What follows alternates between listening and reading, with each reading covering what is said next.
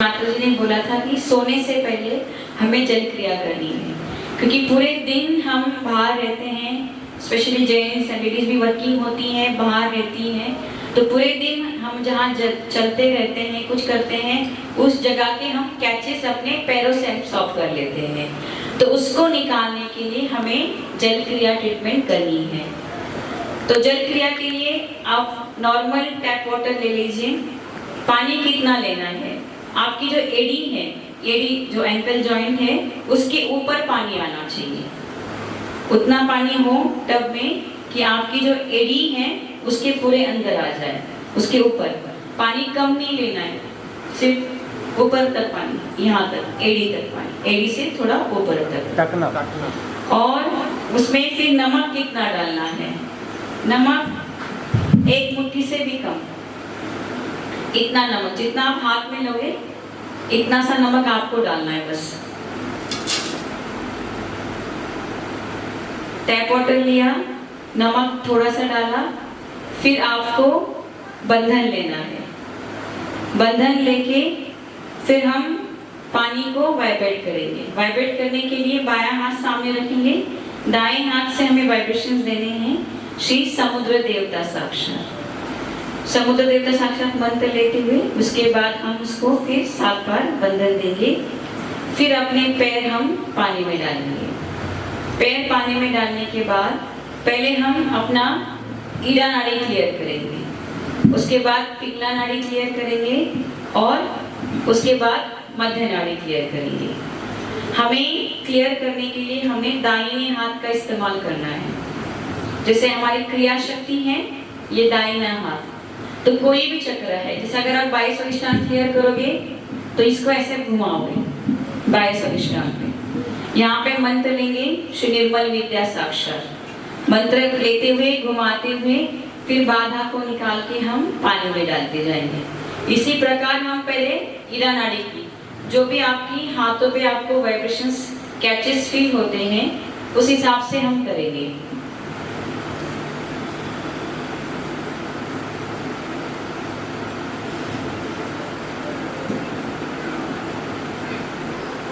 जो हमारी हाथों में जो चैतन्य है उसको पूछते हुए कि हमारी ईड़ा नाड़ी पे जो कैच है, जैसे अगर बाएं नाभि पे पकड़ आ गई तो बाएं नाभि पे घुमाएंगे ऐसे।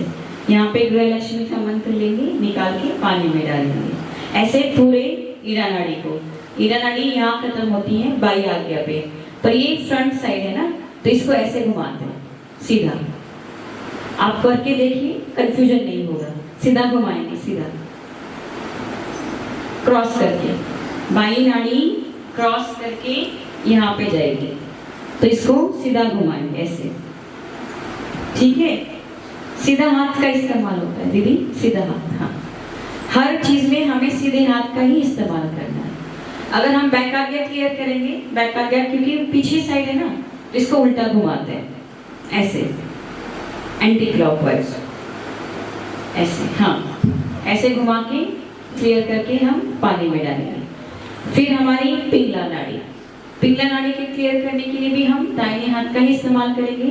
बंधन देंगे हमने पिंगला नाड़ी पे, अगर स्वादिष्टान है दाहिने स्वादिष्टान पे बंधन देंगे। यहाँ पे मंत्र हजरत अली फातिमा का होता है, निकाल के फिर पानी में डालेंगे। पूरा पिंगला नाड़ी हो गया, यहाँ क्रॉस होता है दाहिनी आज्ञा, इसको भी हम सीधा घुमाना ऐसे श्री महाबुद्धा का यहाँ पे।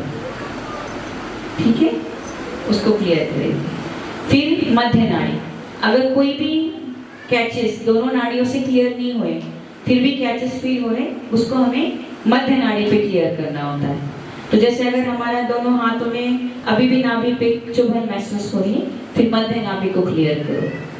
ठीक है, श्री माता जी ने बोला था जल क्रिया में जो चक्र अच्छे से क्लियर होते हैं वो है हमारा नाभि और भवसागर, क्योंकि नाभि चक्र लक्ष्मी जी जल पे खड़ी है, विष्णु जी, तो ये हमारा जल तत्व से अच्छे से क्लियर होता है। तो जिनको भी नाभि और भवसागर की समस्या है वो जरूर पानी में बैठ के अपना नाभि और भवसागर चक्र क्लियर करें। ठीक है, 2 प्रकार की जल क्रिया हम एडवाइस करते हैं हेल्थ सेंटर में, एक होती गुनगुने पानी से और एक होती ठंडे पानी से।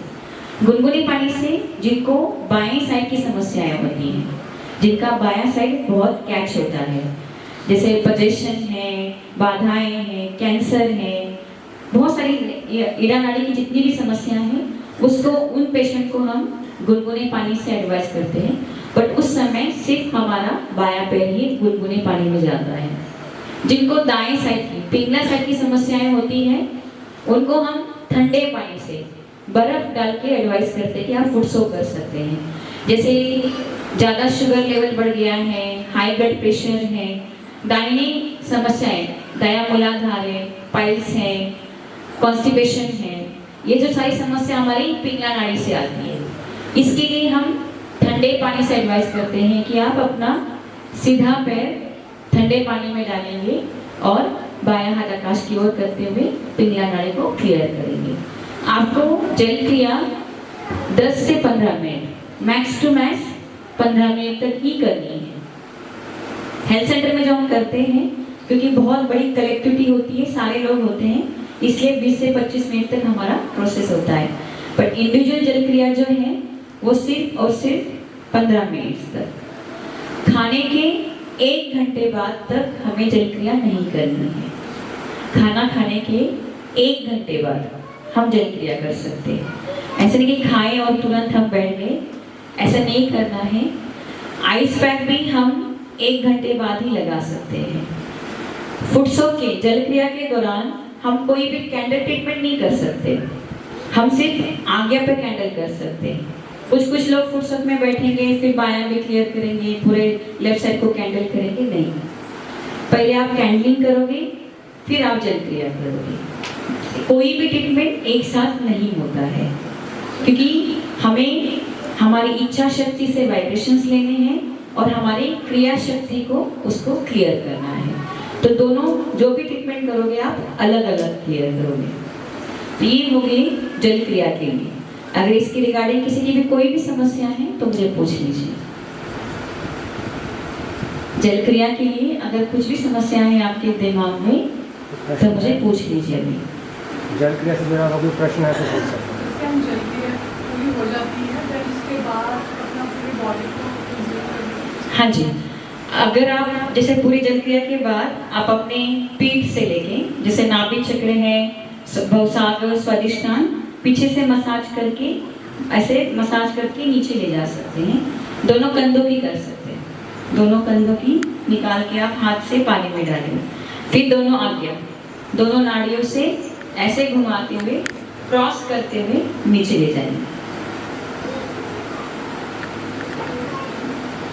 जिनको ज़्यादा समस्याएं होती है उनको हम 3 से 4 बार एडवाइस करते हैं जल क्रिया। अगर आपको समस्याएं हैं तो ज़रूर करिए। आजकल एक फुट सोक से नहीं निकलता, तो कोशिश करिए 2 जल क्रिया करें, क्योंकि अब कलेक्टिव कॉन्शियस में जो वाइब्रेशंस है वो बहुत हेवी है। पहले जैसी सहज कलेक्टिविटी नहीं रही, पहले जैसे वाइब्रेशंस नहीं है, तो एक जल क्रिया से वो इतना इफेक्ट नहीं आता। कोशिश करें 2 जल क्रिया करें दिन में, ठीक है।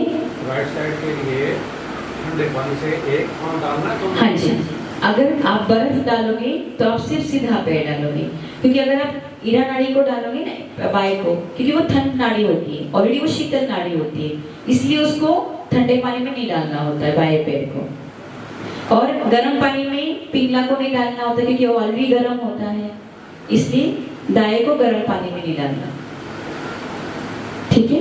तो दीदी क्या दोनों एक टाइम ही कर सकते हैं, 2 टब अलग अलग लेके ठंडा हो जाता है, कर सकते हैं, ठीक है। जल क्रिया करने से पहले पानी बंधन देना है। हाँ जी, समुद्र देवता बताया मैंने अभी। हाँ, पूरी होने के बाद एट द एंड, उसके बाद जब आप पैर वॉश करोगे फिर बंधन देना है। और पानी को आपको टॉयलेट में ही डालना है, पेड़ों में पौधों में नहीं डालना, टॉयलेट में ही फ्लश करना है, क्योंकि उसमें हमारी बाधाएं होती है। तो श्री माता जी ने बोला है कि वो बाहर नहीं फैलनी चाहिए। तो आप इसको भूतत्व में, तो पानी तो भूतत्व में ही जाएगा, बट पेड़ों में ना डालें, टॉयलेट में डालें।